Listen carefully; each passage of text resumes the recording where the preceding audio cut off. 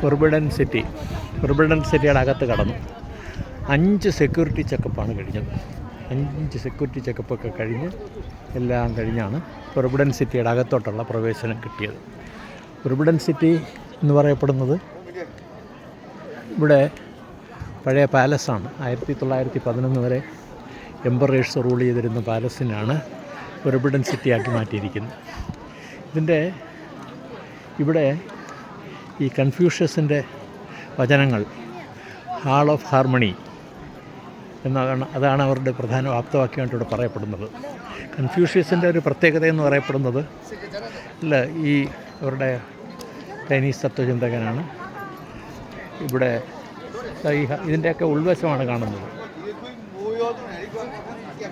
ഉൾവശം ഭയങ്കര ഏതാണ്ട് മധ്യമാണ്, മിഡിൽ ഏരിയ ആയി. ഇതിങ്ങനെ നടന്നാൽ തീരത്തില്ല, വളരെ ദൂരത്തിലുണ്ട്. 70 ഏക്കർ സ്ഥലത്താണ് ഈ ഹാള്, ഈ പറയുന്ന കൊട്ടാര സമുച്ചയം ഫോർബിഡൻ സിറ്റി പാലസ് മ്യൂസിയം എന്നും പറയാം ഇത് ചെയ്തിരിക്കുന്നത്. ഇനി ഇവിടെ നിന്നുള്ളൊരു കാര്യം എന്ന് പറഞ്ഞു കഴിഞ്ഞാൽ ഇവിടെ ഈ 9,999 മുറികളുണ്ടെന്നാണ് പറയപ്പെടുന്നത്. 10,000 മുറി പാടില്ല, കാരണം 10,000 നമ്മുടെ ഹെവന് തുല്യമായി മാറും. അത് ഇവരുടെ വിശ്വാസമാണ്. അപ്പം 10,000-1 കുറച്ച് അത്രയും മുറികൾ, 9,999 റൂമുകൾ ഉള്ള ഒരു കൊട്ടാര സമുച്ചയം ആണ്. അപ്പോൾ ഇത് കമ്മ്യൂണിസ്റ്റ് പാർട്ടിയുടെ ചുമതലയിലാണ്, അവരാണ് പരിപാലിക്കുന്നത്. 1911 വരെ അവിടെ എംപറേഴ്സ് ഉണ്ടായിരുന്നു എന്ന് പറയപ്പെടുന്നു. ഇപ്പോഴ് ഇത് VIPs ഒക്കെ വരുന്ന സമയത്തൊക്കെ ഇവിടെ എൻട്രി ഉണ്ട്. പ്രത്യേക തരത്തിലുള്ള ചില സെറിമണീസൊക്കെ, ചൈനീസ് കൾച്ചറിൻ്റെ ഭാഗമായുള്ള സെറിമണീസൊക്കെ നടക്കുന്നൊരു ഭാഗമാണ്. ഇതാണ് ഈ ഭാഗത്തിന്, ഇതാണ് ഏറ്റവും പ്രധാനപ്പെട്ട ഒരു ഭാഗമാണ്. ബെയ്ജിങ്ങിൻ്റെ മധ്യത്തായിട്ട് ആണ് ഇത് സ്ഥിതി ചെയ്യുന്നത്.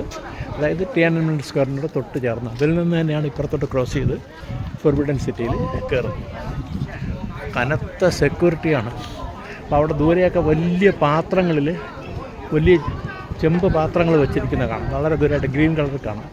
എന്താണ് എൻ്റെ ഉദ്ദേശം എന്ന് പറഞ്ഞാൽ, ഇതെല്ലാം തടിയിൽ നിർമ്മിച്ച നിർമ്മാണ പ്രക്രിയകളാണ്. അപ്പം ഏതെങ്കിലും കാരണവശാൽ വെള്ളം വരികയോ വല്ലതും തീ വരികയാണെങ്കിൽ ഇതിൽ നിന്ന് വെള്ളം കയറി ഒഴിക്കാൻ വേണ്ടി അവരുടെ ഒരു കരുതലിൻ്റെ ഭാഗമാണ്. ഇത് നമുക്ക് കുറച്ച് ദൂരമൊക്കെ നടക്കാമെന്നുള്ളതല്ല, ഇത് മുഴുവൻ നടന്ന് കാണുക എന്ന് പറയുന്നത് ഒരു ദിവസം നടന്നാലും തീരത്തില്ല, വളരെ പ്രയാസമാണ്. രാവിലെ മുതലേ നടത്തു തുടങ്ങിയതാണ് ഫോർബിഡൻ സിറ്റിയുടെ കാഴ്ചകളാണ്.